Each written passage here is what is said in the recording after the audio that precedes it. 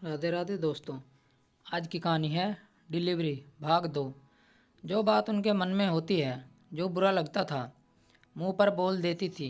उन्होंने नेहा से कहा, हाँ नेहा, आज ठंड तो बहुत है। और देखो ना, रागनी ने कितने सारे कपड़े हाथ से धो दिए सुबह सुबह। तुम्हारे घर कपड़े धोने की मशीन खराब हो गई क्या? तब नेहा ने जवाब दिया, नहीं आंटी जी, मशीन तो ठीक है।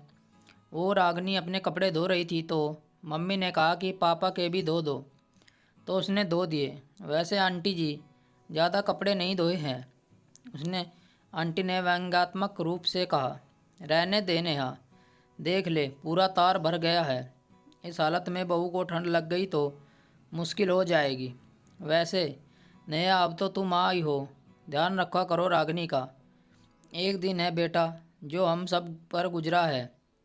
मेरा तो यही मानना है कि जो चीज़ें हमारे ऊपर गुजरी है वह मेरी आने वाली बहुओं पर ना गुजरे। और तुम्हारी तो एक ही भाभी है।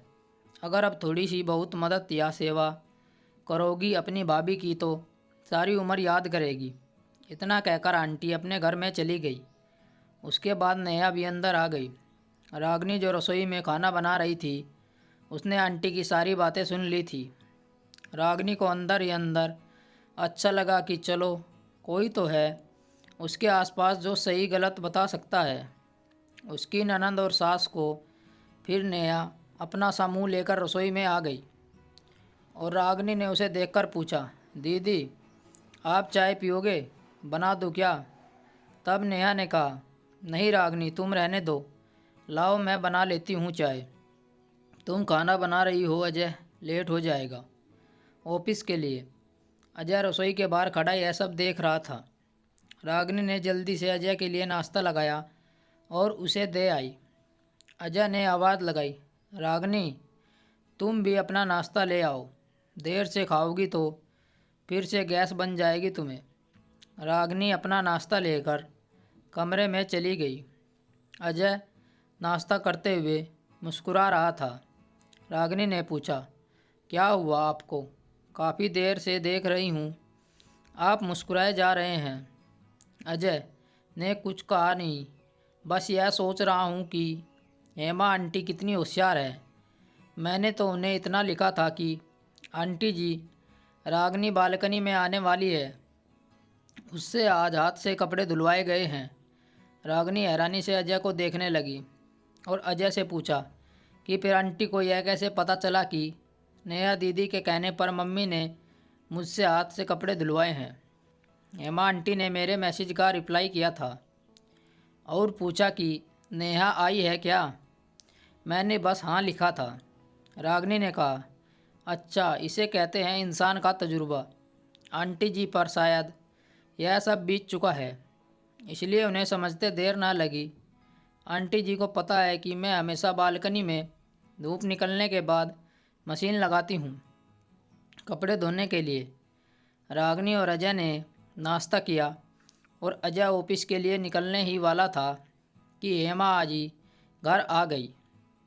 अजय ने उन्हें नमस्ते किया और हंसकर चला गया।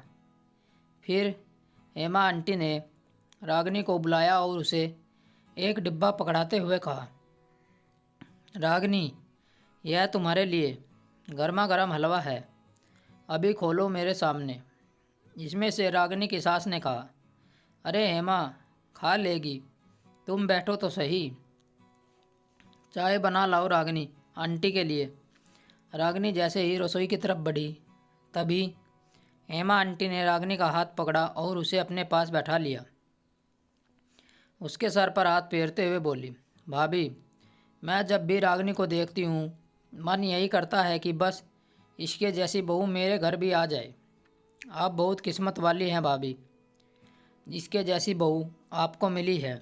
इतना कहते ही नेहा भी कमरे से बाहर आ जाती है।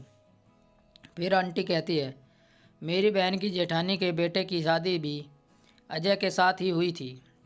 आज 4 साल हो गए, बहू अलग हो गई है। सास और ससुर से बहू के अलग होने की वजह है जेठानी की बेटियां, जो हर काम में ना नुकुर करती थी और जेठानी को बहलाकर अपने मन की बात मनवाती और काम करवाती थी। हेमा आंटी बोलती जा रही थी। उन्होंने रागनी का हाथ कसकर पकड़ रखा था। भाभी, आजकल की कितनी पढ़ी लिखी लड़की सारे घर का काम करती हैं।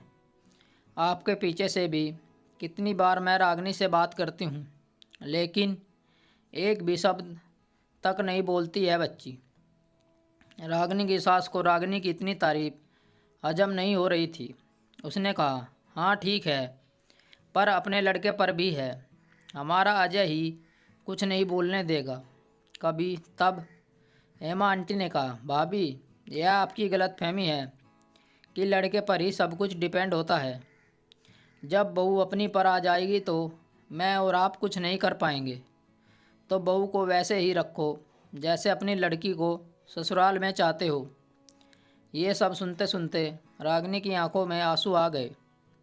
उसने कहा, आंटी, मुझे वॉशरूम जाना है, और चली गई। रागनी के अंदर से सुना, नेहा बेटा, तुम बहुत नसीब वाली हो। ऐसी भाभी मिली है तुम्हें, समझदार और शांत, और कितनी ज़्यादा प्यारी भी। भाभी जी, बस एक ही बात कहूँगी, बहू को बेटी सब लोग नहीं बना पाते, सब भीड़ में शामिल हो जाते हैं। बस आप सोच लो भाभी कि आप रागनी को बहू बनाओगे या नेहा और कोमल की जैसे देखोगे। हेमा जी की बातें सुनकर आज रागनी की सास को अंदर ही अंदर गलती का एहसास हुआ। उन्हें लग रहा था कि वह अपनी बेटियों के चक्कर में अपने बेटे और खुद का घर बर्बाद कर रही थी। उन्होंने हेमा जी से माफ़ी मांगी और हाथ जोड़कर धन्यवाद किया, सही राह दिखाने के लिए। उधर रागनी भी हेमा आंटी को अंदर ही अंदर बहुत दुआएं दिए जा रही है कि आज आंटी ने सास बहू के रिश्ते को एक माँ बेटी के रिश्ते में बदल दिया। स्टोरी को लेकर आपकी क्या राय है, नीचे कमेंट करके ज़रूर बताइएगा। ऐसी ही और बेहतरीन कहानियों के लिए हमारे चैनल को ज़रूर सब्सक्राइब करिएगा। कहानी सुनने के लिए आप लोगों का बहुत बहुत धन्यवाद। राम राम दोस्तों।